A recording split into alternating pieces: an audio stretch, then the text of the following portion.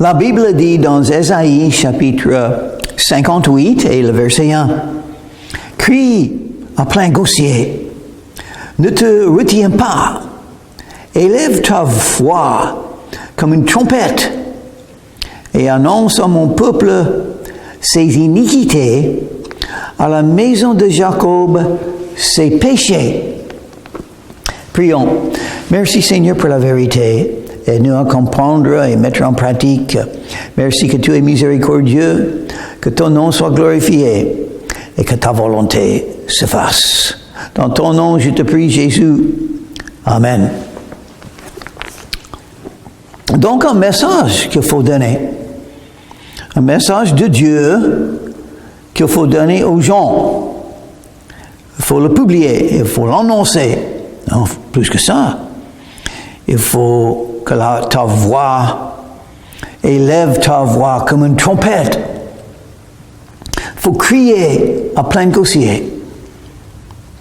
Annonce à mon peuple ses iniquités, à la maison de Jacob ses péchés. Ça, c'est le message de Dieu. Vous êtes un pécheur, vous avez besoin de pardon.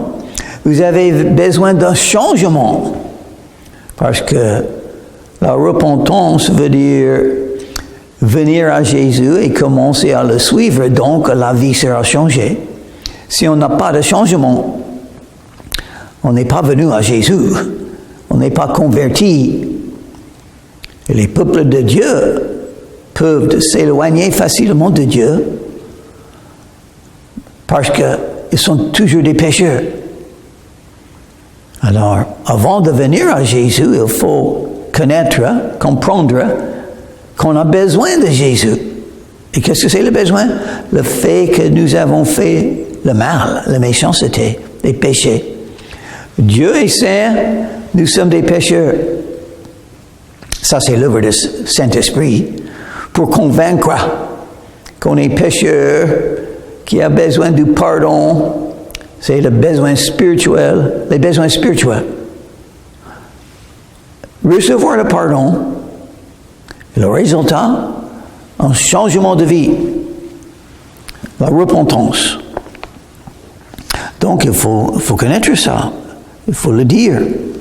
Les commandements de Dieu, aimer Dieu avec tout le cœur, toute l'âme, toutes les pensées et toute la force. Aimer ton prochain comme toi-même. Aimer tes ennemis. Aimer les frères et les sœurs en Christ. Aimer les maris. Aimer les femmes, leurs femmes. Et l'épouse, aimer son mari.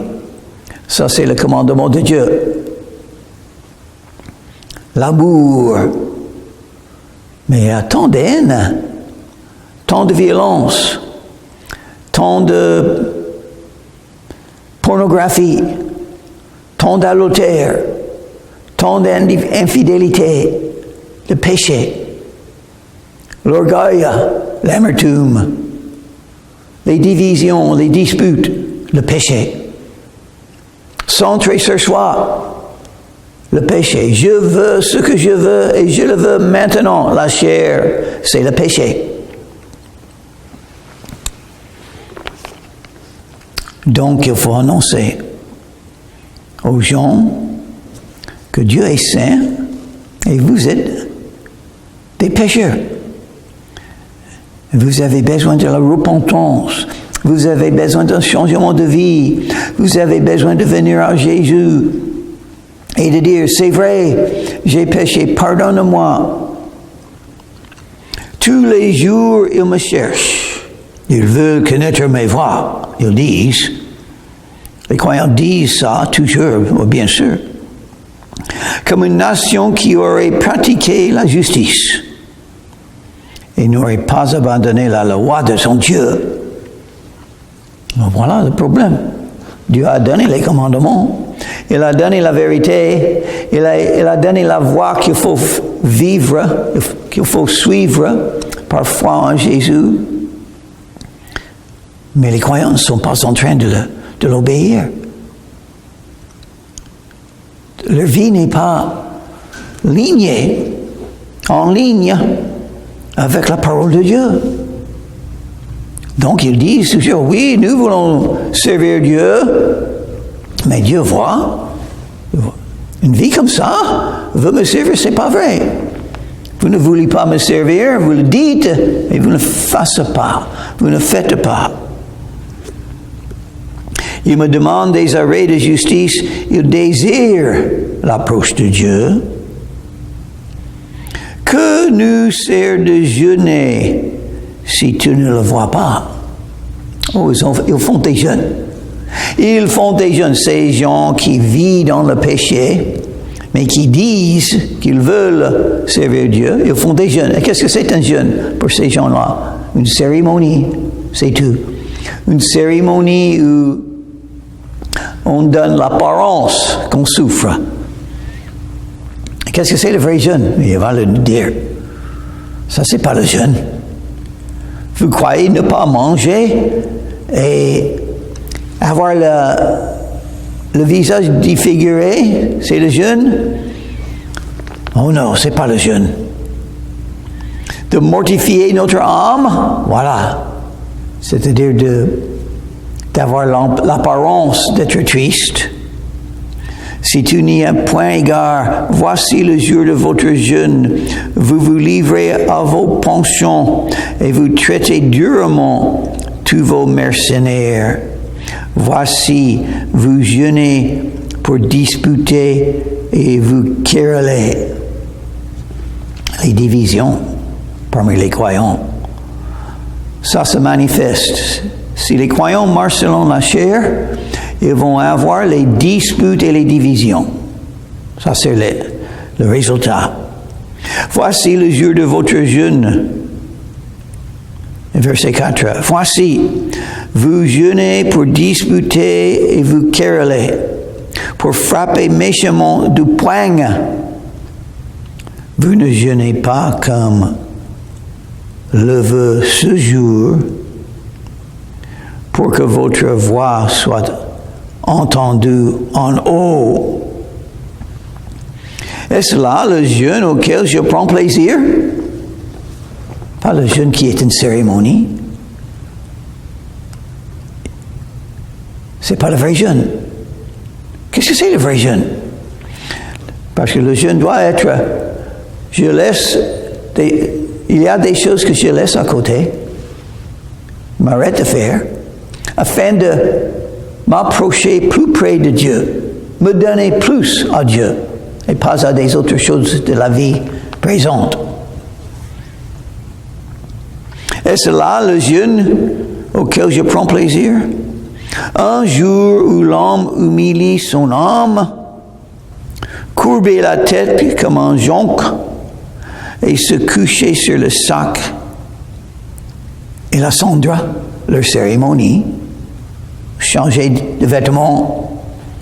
Au lieu de les vêtements normaux, ils ont un sac et la cendre. Est-ce là ce que tu appelleras un jeûne, un jour agréable à l'Éternel? Est-ce que ça plaît à Dieu? Non, pas du tout. Mais à l'époque d'Ésaïe, on pensait que ça c'était le jeûne.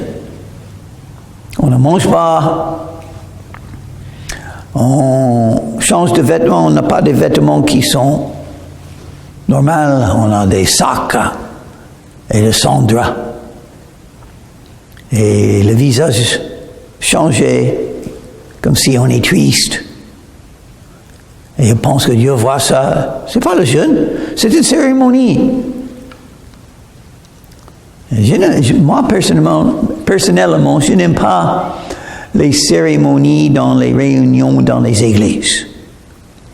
Je crois qu'une église, les assemblées des croyants, a 4 choses principales. C'est tout ce qu'il faut. La prédication de la parole de Dieu, le louange au nom de Jésus par les cantiques, les prières ensemble et pour les uns les autres, et la communion fraternelle. Ce sont des 4 choses que je trouve dans le Nouveau Testament qui doivent se passer dans une assemblée de croyants qu'on appelle une église. Pas de cérémonie en tout ça, à mon avis. Dieu dit ça là. Ils ont eu une cérémonie de jeûne. Dieu le voit et dit, c'est pas ce que je cherche. Ça ne me plaît pas. Voici le jeûne auquel je prends plaisir. Voilà, si vous voulez connaître. Qu'est-ce que c'est un jeûne auquel Dieu prend plaisir? C'est important, n'est-ce pas? Détache les chaînes de la méchanceté. Voilà la première chose. Détache les chaînes de la méchanceté. Quelque chose que nous pouvons faire. Un changement de vie. Les croyants font des choses qui sont méchantes. Et c'est horrible parce que Dieu est saint. Sa volonté pour vous et pour moi, une vie de sainteté. Donc, pour plaire à Dieu, il faut détacher les chaînes de la méchanceté. Toutes sortes de méchanceté. Toutes sortes. Les disputes, les divisions, l'adultère, les mensonges. Toutes sortes de méchanceté. Et on peut lire en Éphésiens que le Saint-Esprit est attristé par toutes sortes de méchanceté. Dieu veut un changement de vie et nous avons le moyen, parce que c'est un commandement, détache, c'est à nous de le faire. Il n'y a rien pour Dieu à faire, c'est pour nous. Détache les chaînes de la méchanceté. C'est une chaîne parce que nous sommes limités, nous sommes bloqués, nous sommes des esclaves au péché facilement. C'est une chaîne parce que nous n'avons pas, nous sommes comme des prisonniers à ces péchés. Un péché devient une habitude devient une chaîne qui nous garde et qui nous limite et c'est horrible. Il ne se plaît pas à Dieu parce que Dieu est saint. Il nous a sauvés pour que nous puissions entrer dans le paradis, mais aussi pour que nous puissions commencer une vie de sainteté. C'est ça qui plaît à Dieu. Détache les chaînes de la méchanceté. Le monde dit toujours des mensonges. Un mensonge, le péché, les convoitises de la chair sont des choses à chercher pour trouver le bonheur. C'est pas vrai. Vous trouverez la tristesse, le malheur, les douleurs. C'est ce que vous trouverez par le péché. Et votre âme ne sera pas droit avec Dieu. Votre relation avec Jésus sera coupée. Dénoue les liens de la servitude. On serve la méchanceté. Dénoue les liens. C'est à vous de le faire. Vous êtes liés par ces péchés. Parce que vous servez d'autres choses, pas Dieu. Et déjà, on n'est pas en train de garder le plus important, le commandement le plus important, le premier commandement. Aimer Dieu avec tout le cœur, toutes les pensées, toute l'âme et toutes les forces. Si vous faites d'autres choses que ça ne plaît pas à Dieu. Donc il faut savoir détacher, dénouer les liens de la servitude. Renvoie libre les opprimés. Oh, quand vous avez amélioré votre vie, vous pouvez aider les autres. Parce que le monde a tellement de gens qui sont des esclaves au péché, au mensonge, au diable. Renvoie libre les opprimés. Ils sont opprimés par le péché. Contrôlés, écrasés. Les larmes, les douleurs, les tristesses à cause du péché. Emprisonnés. Mais c'est à nous de renvoyer libre les opprimés. Et c'est par Jésus-Christ qu'on est affranchi du péché.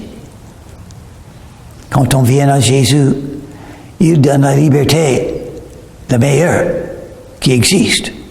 La liberté du péché, affranchie par Jésus. C'est comment renvoie libre les opprimés, annoncer l'Évangile afin qu'ils puissent croire. Les amener à Jésus afin qu'ils puissent être affranchis de leurs péchés.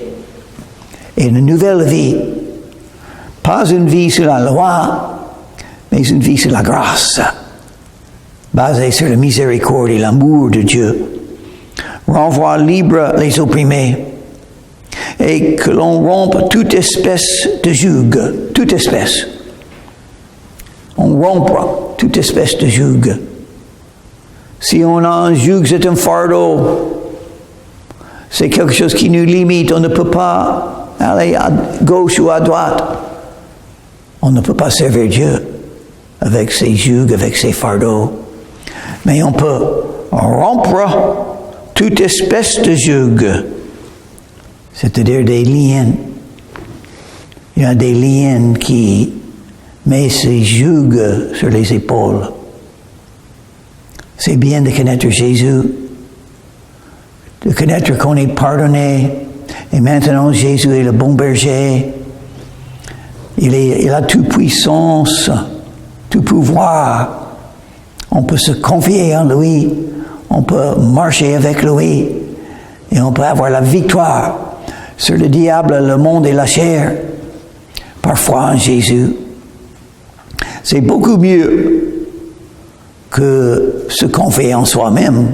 On sait, on n'est pas assez fort pour les problèmes de la vie, pour les responsabilités de la vie, on ne peut pas le faire. Mais quand on connaît Jésus, on peut dire, comme Paul a dit, je peux tout faire par le Christ qui me fortifie. Rien n'est impossible à celui qui croit en Dieu. Ce que Jésus a dit. C'est-à-dire, ce qui est impossible à l'homme est possible à Dieu.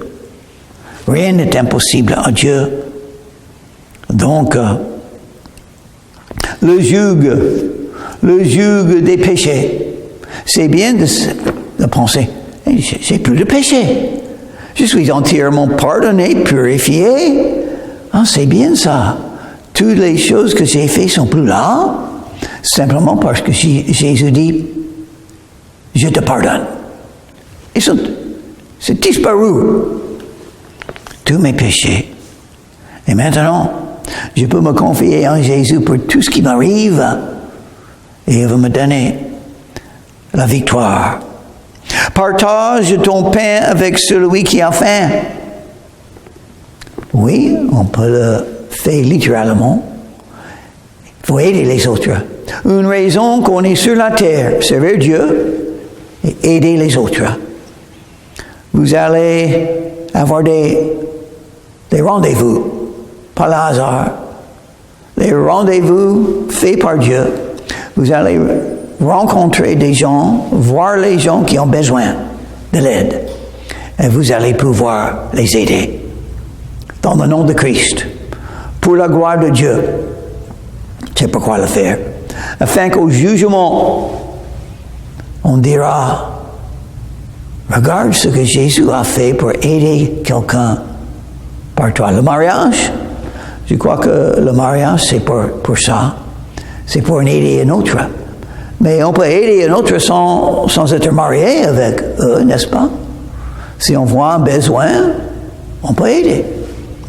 Il faut le faire. Il faut le faire parce que c'est la volonté de Dieu. Et aussi, il y a quelque chose qui est symbolisé par ce pain, qui est le pain de vie, Jésus. Et qu'est-ce que c'est le pain qu'on a pour le salut, pour connaître Jésus? Et on peut aider avec ça aussi, on peut partager. Si vous avez appris quelque chose de Dieu, il faut le dire aux autres afin qu'ils puissent bénéficier aussi. Si vous croyez en Jésus et vous êtes pardonné, vous avez la vie éternelle, vous avez l'amour de Dieu dans votre cœur. Il faut le dire aux autres. Peut-être, ils auront soif et faim pour cette vérité. Et ils vont venir à Jésus aussi parce que vous l'avez dit. Partagez ton pain, le pain de vie, avec celui qui a faim. Oui, c'est ce qu'on cherche. On cherche ceux qui ont faim pour le salut, pour la vérité. Ça doit être facile dans ce monde de souffrance. Pour avoir faim, il y a quelque chose qui peut m'aider. Il y a quelque chose qui peut me guider.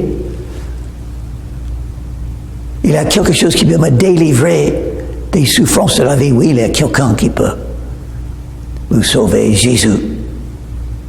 Une raison d'être, la joie de vie. Jésus peut vous le donner. Mais quand nous parlons aux autres de Jésus, qu'est-ce que nous sommes en train de faire? Nous sommes en train de chercher cette personne-là. Est-ce que c'est quelqu'un qui a faim pour la vérité? Si oui, bon, c'est le moment pour les emmener à Jésus. Peut-être non. Donc c'est le moment pour s'aimer un peu de la vérité et puis aller trouver un autre. Mais c'est ce qu'on cherche. Si on a soif et faim, on peut venir à Jésus. On peut prier et espérer qu'on va rencontrer des gens comme ça. Et fais entrer dans ta maison les malheureux sans asile. Si tu vois un homme nu, couvre-le. Et ne te détourne pas de ton semblable. Il faut penser aux autres et leurs besoins. On est nus, tout nus. Si on a des péchés, il faut que les péchés soient couverts par le sang de Christ. Et puis, on sera habillé comme il faut, avec des vêtements blancs, purs, qui signifient le pardon. Nous serons tous habillés avec des vêtements blancs, selon Apocalypse, dans le paradis. De la tête jusqu'aux pieds. La nudité, tout nu, c'est pas la volonté de Dieu. Quand Adam et Ève ont été chassés du jardin, Dieu a mis des vêtements sur eux, faits des peaux des animaux. Intéressant, n'est-ce pas? Un sacrifice a été fait, même à ce moment, pour couvrir leur corps tout nu, qui symbolise, ils connaissent, ils étaient des pécheurs, avec les convoitises de la chair. Si tu vois un homme, voilà, Dieu amène votre vie. Vous allez voir les gens qui ont besoin. Maintenant, vous avez l'amour de Dieu dans votre cœur, n'est-ce pas? Et c'est vrai, les chrétiennes, les vrais croyants en Jésus, ont beaucoup plus d'amour que les autres.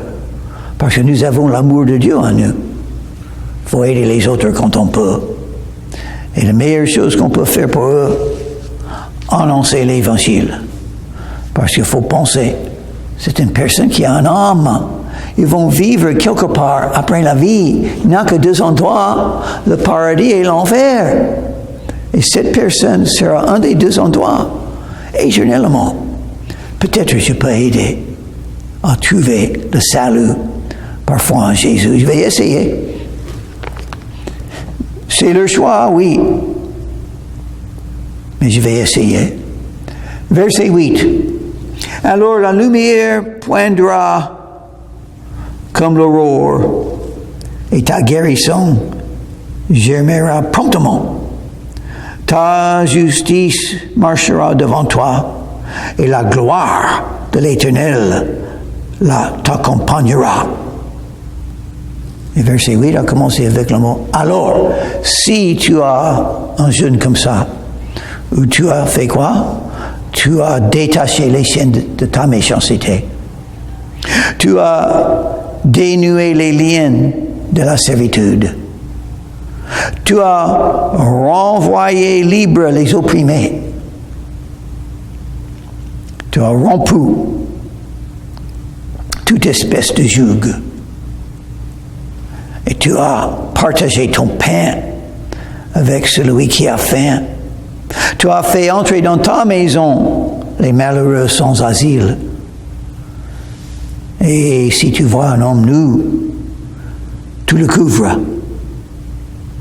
Et tu ne te dépernes pas de ton semblable, ton prochain. Alors, ta lumière poindra comme l'aurore. Jésus a dit que nous sommes les lumières du monde. Il est la lumière, mais il est en nous. Donc, ce que nous faisons peut, si on fait toutes ces choses, ce jeûne qui plaît à Dieu. Il ne faut pas cacher votre lumière. Il ne faut pas détruire votre lumière par la méchanceté. Alors tu appelleras et l'Éternel répondra. Oh, c'est un moyen d'avoir les prières exaucées, un jeûne comme ça. Sans un jeûne comme ça, et on dit, je prie, rien n'arrive. Donc, est-ce que vous avez eu le jeûne qui plaît à Dieu? Est-ce que vous avez détaché les chiens de toute méchanceté dans ta vie? Peut-être ça, c'est une raison. Alors, tu appelleras et l'Éternel répondra. Tu crieras et il dira, me voici. Plutôt dans le livre d'Ésaïe, Ésaïe a prié, me voici, envoie-moi. Maintenant, c'est Dieu qui le dit. Aux croyants qui a eu le jeûne qui plaît à Dieu. Me voici, oh, Dieu peut se manifester quand il veut. Il n'y a rien qui est mieux connaître Jésus, sa gloire, son amour, sa puissance, ses promesses. D'être guidé par lui, marcher avec lui, de connaître qu'il est là avec toi. Et tout ce que tu fais est sa volonté. Et il te guide, et il agit. Et son dessein s'accomplit dans ta vie. Rien n'est mieux que ça. Il peut se manifester même plus. Qui connaît l'amour de Dieu? Qui connaît l'amour de Christ? Qui? Peut-être celui-là. Si tu éloignes du milieu de toi le joug, encore la mention le joug, les fardeaux qui sont sur nous, qui nous limitent,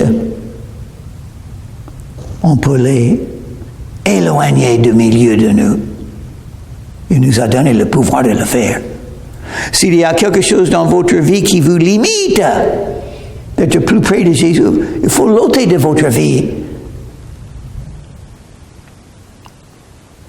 Les gestes menaçants et les discours injurieux, c'est ce que vous faites et ce que vous dites, tous les deux. Il ne faut pas dire des choses négatives, des accusations, des jugements, des condamnations, des querelles, des disputes. Tout ça va sortir de votre bouche. Non, il faut ôter tout ça. Il faut dire ce qui est.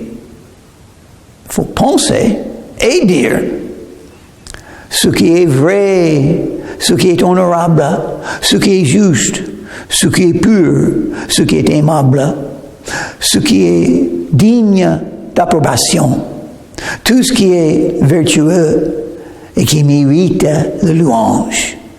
Il faut penser et dire des choses comme ça pour être utilisé par le Saint-Esprit. Donc voilà, intéressant.